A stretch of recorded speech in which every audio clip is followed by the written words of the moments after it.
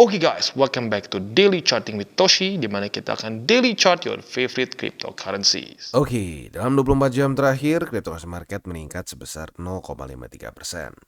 Dengan total market cap mencapai di 1,05 triliun US dollars dengan peningkatan Bitcoin dominance sebesar 0,01% dan peningkatan volume juga sebesar 26,17%. Ya, walaupun terjadi peningkatan, tetapi buat lo yang sudah lihat kemarin price action dari Bitcoin, tentunya tahu ini adalah satu price action yang kurang baik ya. Bearish. Kenapa? Karena ke-reject oleh MA50 dan 26.412 ya. Dan sekarang kembali daily close di bawah dari 26.400-an walaupun meningkat 0,4% ya. Untuk Ethereum terjadi peningkatan sebesar 0,77% di angka 1603. Lalu untuk BNB terjadi koreksi sebesar 0,19% di angka 211,87. XRP terjadi koreksi sekitar setengah persenan di angka 49 sen. Lalu untuk Cardano terjadi koreksi sebesar 0,29% di angka 24 sen. Dogecoin terjadi koreksi sebesar 0,16% di angka 0,06. Lalu Solana terjadi peningkatan sebesar 1,35% di angka 19,21. Dan yang terakhir Tron terjadi peningkatan juga sebesar 0,51% di angka 0,085 ya. Selanjutnya kita akan geser ke Economic Calendar, tapi sebelum kita masuk ke sana, kita akan dengar dulu pesan-pesan dari sponsor kita pada hari ini. Oke, today's video is brought to you by Bybit. Dan pada hari ini Bybit sedang ada berita bahagia bagi kalian yang tinggal di Kamboja, Indonesia, Philippines, atau di Thailand ya. Kita bisa menangkan berbagai macam hadiah di sini, seperti satu Alienware M18 laptop, ada 2 iPhone 15 Pro Max, ada 3 PS5, 2,5 ETH dan total 18.000 USD dalam bentuk USDT dan berbagai macam token-token lainnya. Bagaimana cara ikutannya? Ya, kita bisa lihat di sini buat yang tinggal di Kamboja, Indonesia, Philippines, dan Thailand saja. Ya, yang keren dari sini adalah 100% win rate. Jadi nggak ada ceritanya kita udah dapat satu chance dan kita nggak dapat hadiah. Ya, tinggal pertanyaan dapat hadiahnya apa? Ya, cara untuk mendapatkan si chance seperti apa? Gampang banget. Yang pertama di sini untuk lucky draw-nya kita bisa melakukan first time deposit ya dengan total deposit lebih dari 100 USD. Nah, kita bisa mendapatkan satu chance ya. Setelah itu juga kalau kalian melakukan trading futures dengan bot trading lebih dari 300.000 USD, kalian mendapatkan satu chance lagi. Trading derivatif lebih dari 800.000 USD secara volumenya bisa mendapatkan dua chance. Lalu derivatif trading lebih dari 5 juta USD mendapatkan dua chance. Dan dengan volume 15 juta bisa mendapatkan 3 chance. Dan yang terakhir untuk mendapatkan 6 chance, kalian bisa mendapatkan dengan cara derivative trading dengan volume sebesar 50 juta US ya. Nah, mungkin yang paling gampang yang ini dulu deh ya. Buat lo yang belum punya akun di Bybit, boleh pertimbangkan untuk melakukan first time deposit ya dengan total deposit lebih dari 100 USD. Dan buat lo yang belum punya bisa klik di link referral kita di bawah ya. Rulesnya ya sekali lagi untuk Kamboja, Indonesia, Philippines, dan Thailand dan sudah menyelesaikan KYC level 1 atau 2 as easy as that ya. Oke, jadi kurang lebih seperti itu. Buat lo yang tertarik pengen punya iPhone 15 Pro Max, PS5, Alienware M18 dan seterusnya bisa ikutan event ini. Oke, dan selanjutnya kita masuk ke Economic Calendar. Kita geser ini ke GMT plus 7. Dan untuk hari ini tanggal 28 September hari Kamis dari US akan ada data penting atau tidak, dan ada ya. Nanti akan keluar jam setengah 8 malam yaitu data GDP. Ini penting ya karena GDP ini ngomongin soal growth dari US ya. Nah, untuk GDP ini harapan kita adalah dia itu lebih rendah daripada ekspektasi ya. Jadi lebih rendah daripada 2,2%. Apabila di bawah dari situ, kemungkinan besar akan membuat dolar melemah ya. Nah, untuk selanjutnya lagi jam setengah 8 juga ada initial jobless claim. Nah, untuk ini harapan kita adalah dia lebih tinggi daripada forecast ya, karena a higher than expected reading should be taken as negative or bearish for the USD, dan kita ingin USD melemah ya. Berarti harapan kita adalah dia lebih tinggi daripada 217.000 begitu ya. Selanjutnya lebih malamnya lagi akan ada pending home sales. Untuk ini harapan kita adalah dia itu lebih rendah daripada ekspektasi ya, berarti lebih rendah daripada minus 0,02% ya, supaya indeks dolar kembali melemah ya. Jadi kurang lebih seperti itu untuk hari ini tanggal 28 September. Untuk besok tanggal 29 hari Jumat jam 3 subuh nih akan ada speech dari Jerome Powell. Nah, Ini jangan lupa, berarti gua nggak akan bisa bahas besok ya. Kalau besok ya berarti otomatis sudah kejadian. Buat lo yang pengen begadang, pengen lihat hasilnya seperti apa, monggo ya. Ada kemungkinan speech ini bisa mengguncang market lagi. Kenapa? Karena the Fed ini yang bisa dibilang yang ngatur mengenai interest rate. Kalau tiba-tiba interest rate diputuskan untuk diturunkan, nah ini bisa membuat ya risk on asset meningkat gitu dan indeks dolar melemah. Tapi vice versa, apabila tiba-tiba US memutuskan untuk meningkatkan interest rate lagi, nah itu akan membuat indeks dolar menguat dan risk on asset seperti Bitcoin, Nasdaq, S&P, Dow Jones dan lain-lain drop ya. Nah, selanjutnya lebih malamnya nanti 7:30 malam akan keluar nanti core PCE ya dan juga akan keluar juga data udah sih ya core PCE. Jadi ada 2 data. Nanti kita bahas besok detailnya ya. Oke, jadi kurang lebih seperti itu untuk dari economic calendar. Kita akan masuk ke news. News ini datang dari US. Lagi-lagi Gary Gensler cari masalah setelah dia memukul lagi industri kripto di congressional hearing kemarin ya.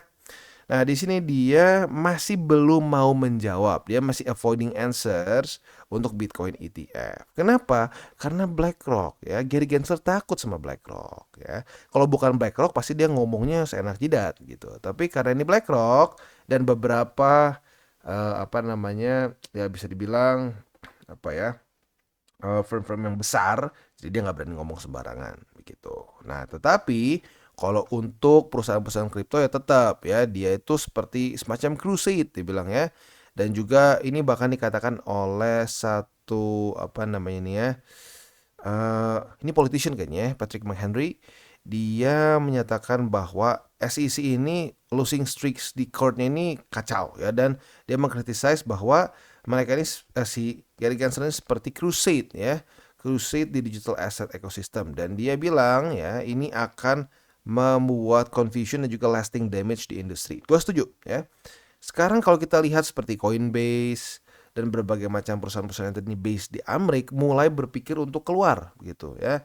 Binance kemungkinan menurut gua kalau begini terus dia bisa keluar beneran dari US. Coinbase kemarin ada desas-desus dia pengen punya license juga di negara lain dan seterusnya. Jadi lagi-lagi ya, dengan dipimpin oleh Gary Gensler, kripto di US malah semakin kacau dan kemungkinan besar orang-orang akan pindah dari US. Ya udah sekalian aja pindah nggak apa ya. Moga-moga bisa pindah ke negara-negara yang memang lebih crypto friendly gitu ya. Nah, selanjutnya kita akan geser ke analisis Twitter. Ini simpel banget sih. Ini ngomongin soal retest dari suatu resisten ya. Nah, sebenarnya kalau kita lihat di sini ada kemiripan ya, walaupun perbedaannya di sini lebih gede sih resisten yang sekarang ya. Kalau kemarin kan tembus di sini nih. Kalau kita mau resisten gede yang di cycle kemarin kan di sini tembus. Nah, di sini kita masih belum bisa tembus 32 ribuan di sini ya. Nah, jadi PR besar nih, apakah kita bisa lanjut ke atas atau tidak ya. Nah, kalau sampai dia tidak ke daerah sini lagi, ada kemungkinan bisa seperti ini ya. Dia retest dan tembus ke atas gitu ya. Nah, ini semua menurut gue ditentukan oleh apa? Oleh US kena resesi atau tidak. Kalau US nggak kena resesi, ada kemungkinan bisa lanjut ke atas. Tapi kalau US kena resesi, ya sudah jebol menurut gue ya. Dan selain dari itu juga kalau secara TA-nya kita tahu bahwa di sini ada banyak resisten yang menyebalkan untuk Bitcoin ya. Ada MA50, ada MA20, ada 26.412. Kalau kita lihat kemarin 3 resisten ini berhasil menahan Bitcoin ya. Tiga-tiganya nih MA20, 26.400 dan juga MA50. Jadi secara TA ini terlihat bearish gitu. Karena kenapa? Ada possibility di sini akan membuat suatu lower high lagi di sini ya. Di sini dia udah bikin lower high dan ada kemungkinan lower high lagi. Nah, kalau udah lower high biasanya apa? Lower low seperti di sini. Jadi lagi-lagi siap-siap possibility-nya lebih bearish begitu ya.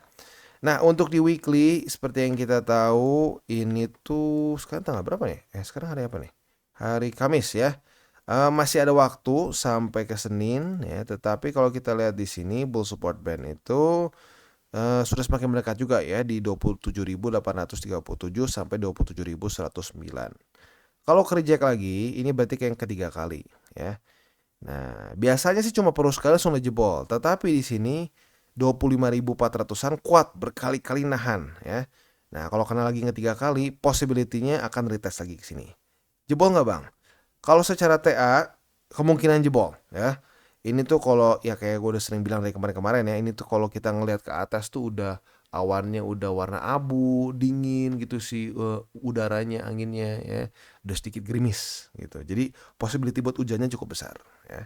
Jadi siap-siap, walaupun nggak ada yang pasti ya, mungkin aja tiba-tiba wah ada news apa BlackRock tiba-tiba di approve, mungkin boom itu bisa naik ke atas gitu ya.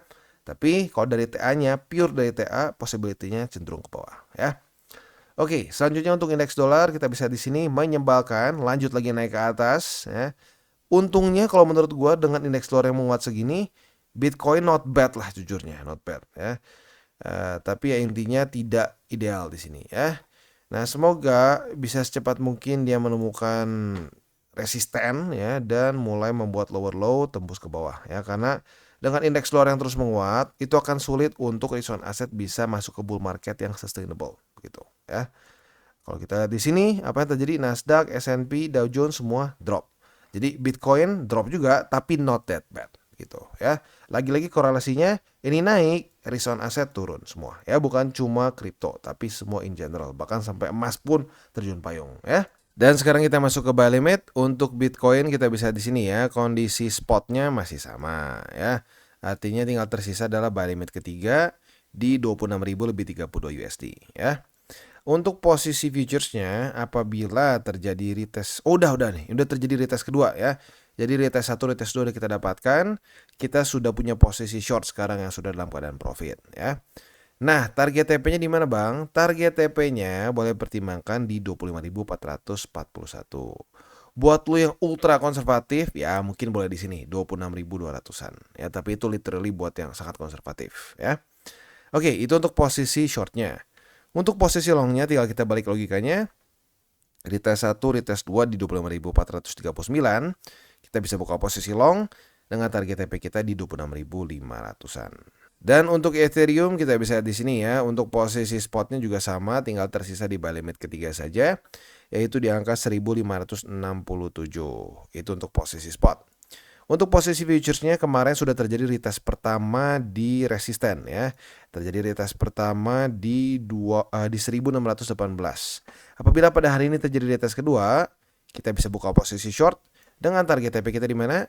Yang konservatif boleh pertimbangkan di sini ya. Yang konservatif itu bisa pertimbangkan di daerah sini ya, yaitu di 1578. Nah, untuk yang lebih agresif boleh pertimbangkan di 1543. Itu untuk posisi short. Untuk posisi longnya tinggal kita balik logikanya. Retest 1, retest 2 di 1579 sebagai support. Kita bisa buka posisi long dengan target TP kita di 1618. Dan sekarang kita masuk ke XRP. Untuk XRP sayangnya MA20 gagal dipertahankan kemarin. Jadi untuk buy limit tembus yang ketiga ya. Jadi untuk sekarang buy limit selanjutnya masih cukup jauh ya. Ini sebenarnya ada satu yang baru sih di sini kemarin ya. Jadi buy limit pertama itu di sini di 47 sen, lalu buy limit kedua di 45 sen dan buy limit ketiga di 40 sen. Itu untuk posisi spot di XRP. Nah, untuk posisi futuresnya apabila terjadi retest 1, retest 2 di 50 sen sebagai resisten, kita bisa buka posisi short dengan target TP kita di 47 sen. Sementara untuk posisi longnya tinggal kita balik logikanya.